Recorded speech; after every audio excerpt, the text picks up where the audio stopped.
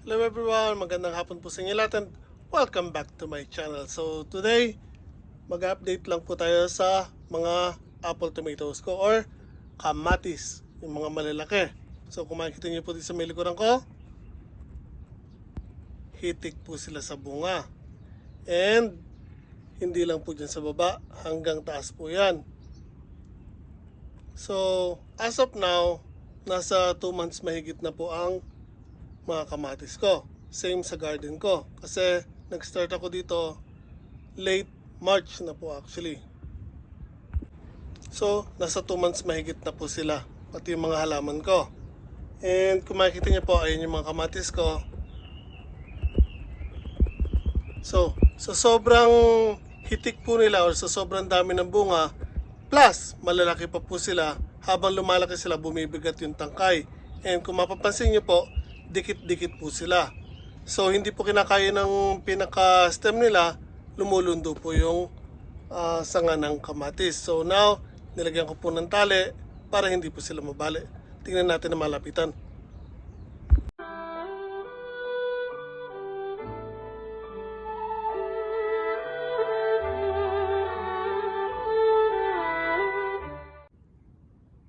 So, ito yung sinasabi ko guys. So, makikita niyo po, isang tangkay lang po yan, pero ang dami ng bunga, di po ba?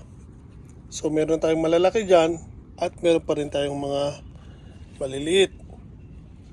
Meron pa rin po yan sa ilalim. So, yan, isang tangkay lang po yan guys. Ito nga ng karami po yan. So, habang lumalaki po yung mga kamatis natin, bumibigat po yan. Kaya ito, na-stress po siya. Kung makita niyo po dyan, na-bend na po. Kaya tinalihan ko dito. Kasi kung hindi gagawin yan, mapupwersa po dito. Ito po, mari po itong bumigay at mabali. So, itong nasa taas na to, malapit na rin po yan. Yan, naka-bend na. So, ito kailangan ko na rin talian to. At dito naman, itong isang to, makita nyo, naghiwalay yung bunga dyan. So, isinabit ko dito sa tali, kaya okay lang yan. Hindi na po bibigayan. Ito naman, kung makita nyo po, lalaki na oh. Lalo na to. Ito, nakapatong sa puno ng kamatis. So, ayos lang din po. Yun ang pinaka-support niya. Dito, 3 piraso lang. So, okay lang yan. Pero kung makita nyo, gumagalaw din po pag ginahawakan ko. So, mabigat pa rin po siya. Dito naman po sa taas, makita nyo meron tayo ditong kambal na kamatis. So kabilaan po yan. Oh. Ito, yung split niya dito, nilagay ko dito sa kabila at yung isa naman nandun sa kabilang side. Kaya okay lang din po yan. So itong tali na susuporta dyan. Ganun din po dito sa taas. So pag naglaki yan itong mga maliliit niyan, ito na rin po susuporta sa kanila.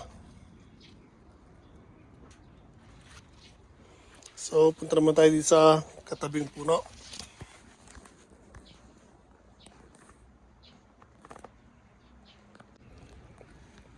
So, dito naman guys, makita nyo, ito medyo mataba yung sanga niya, kaya okay pa. Pero once na maglaki yan itong mga nandito, hindi niya na rin po kakayanin yan. So, kailangan ko din lagyan ng tali dito para hindi po bumigay itong sanga niya. Yung sa ilalim, okay lang. 2 piraso lang. Dito naman, okay pa rin kasi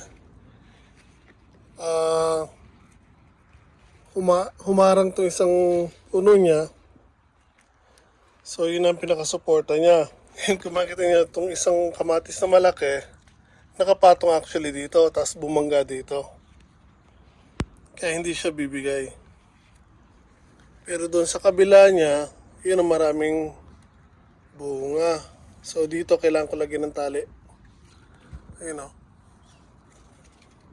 So ito, I think okay lang yan kasi 3 piraso lang. Dito naman, ito, kailangan ko na rin itong lagyan ng tali kasi tiyak mababali yan dito. And dito tayo guys. Itong sa lahat ng mga kamatis dito, ito ang pinakamaraming ibinunga. So yan guys, oh. Isang sanga yan, halos dumikit na dito sa lupa. Ito, meron pa rin po mga kasunod yan, oh. Ito may hinog na, pati yun sa kabila. Ito yung kanong karami yan, oh. Dikit-dikit at ang lalaki niya.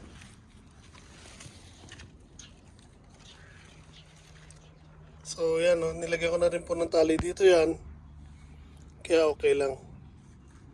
Kasi bago ko siya lagyan ng tali, lundong-lundo na.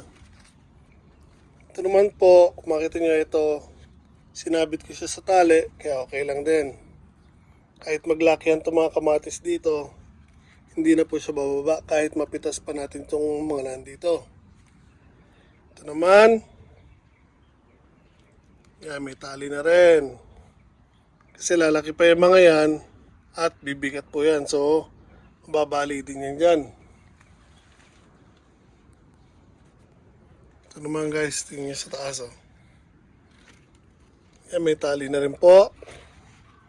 Ito, later on, tatalian ko rin yan kasi bibigay din po yan. Sa ngayon, okay pa. Pero once na maglaki yan itong mga nandito sa dulo niyan, babali po yan dito. Ito marami din, oh. Lalaki na. Tinalian ko na rin siya. Ito, later on, lalagyan ko rin ng tali dito. So, yun, oh. Ayan po mga kamatis natin ngayon. Napakasipag po magbunga. So, hindi pa po yan tapos. Hanggang taas po yan, oh. Naglalabas pa rin po siya. And again, ang kamatis po, hindi dito sa Japan, tuloy-tuloy lang po siya. Actually, hanggat nadidiligan nyo sila, aabot sila hanggang winter. Pero once na lumamig na, doon po sila mamamatay. So, continuous lang po ang paglaki nila at pamumunga.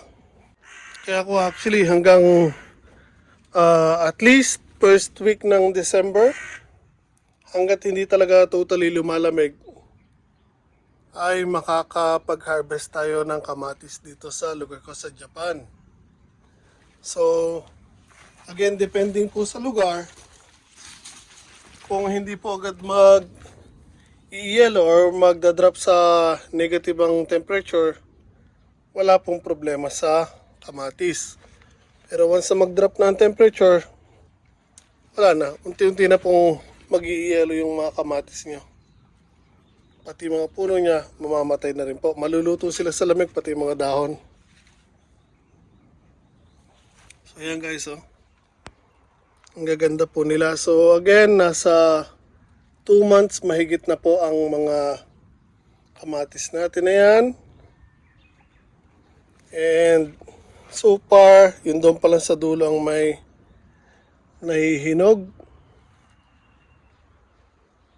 And again, ang lalaki niya po. So, aside from this, meron pa rin ako dito mga kamatis na ito po yung kamatis na galing sa Pilipinas. Kaya nga lang ito, pinag-iisipan ko kung papatayin ko na lang yung sitaw or hindi. Kasi, kung titingnan nyo dito, hindi nyo isipin na may kamatis po dyan. Kasi originally, ang nakatrim dyan ay mga sitaw. Yung nakita kong mga nagsibulan na kamatis doon, tinanim ko po dyan. So habang lumalaki yung mga kamatis, ay naglalakihan din po yung sitaw. Since magaganda yung sitaw, nagdadalawang isip ako na bunutin po sila. Pero kung hahawiin natin yung mga sitaw, ayan po, makikita po natin nasa loob niya may mga kamatis. Marami na rin po yan. Ito pa po, ay may pahinog na, oh.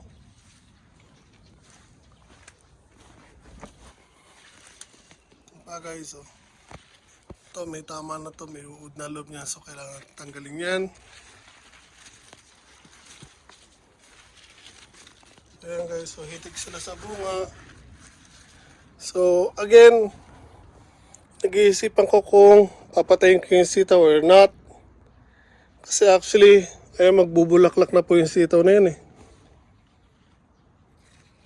Ayan, malapit na po magbulaklak yan. Ano? So, in 1 week or so or more, may makukuha na tayong kamatis. May makukuha na tayo dito kasing sitaw. Kaya, again, nagdadalawang isip ako kung papatayin ko sila. Kaya nga lang, kung hahayaan ko naman sila, nakakawa naman yung kamatis. Kasi nga again, meron naman ako dito ng sitaw. And yung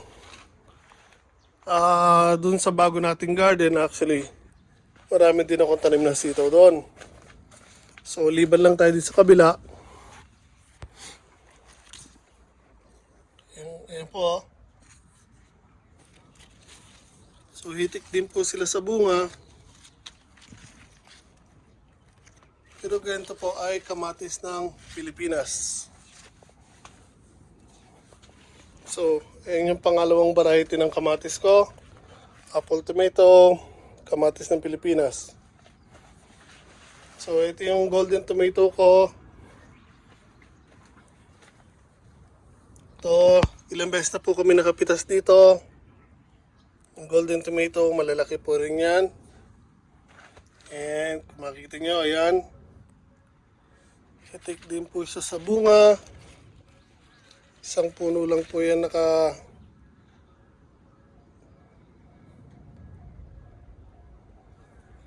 Isang puno lang po yan na tinulosan ko para dumaretso pataas. And ito pa po yung isa. Yan, kung makikita nyo, napitasan na rin po. Yan pa oh. Yan laki niya.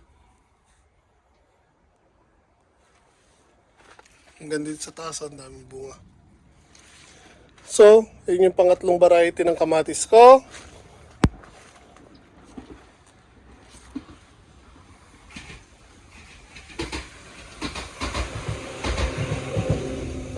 So, dito meron tayong mini tomato or mini tomatoes kasi dalawang variety yung nandito. Ayan, kung makikita nyo, isang medyo oblong at isang bilog. So, ito ang pang-4 at pang-5 variety ko. Ang ganda niya magbunga oh.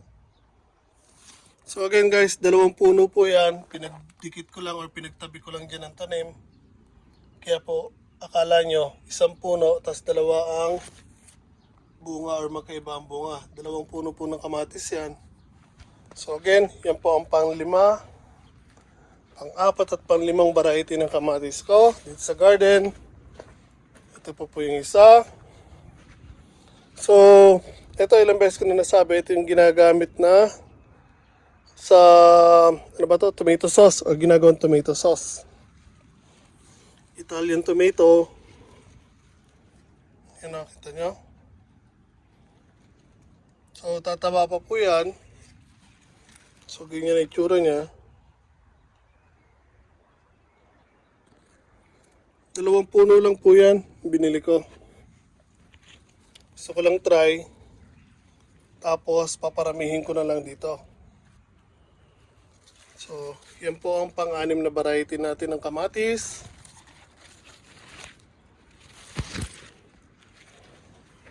And meron pa tayong isa dito. Ito naman po ang pang-7 variety natin ng kamatis.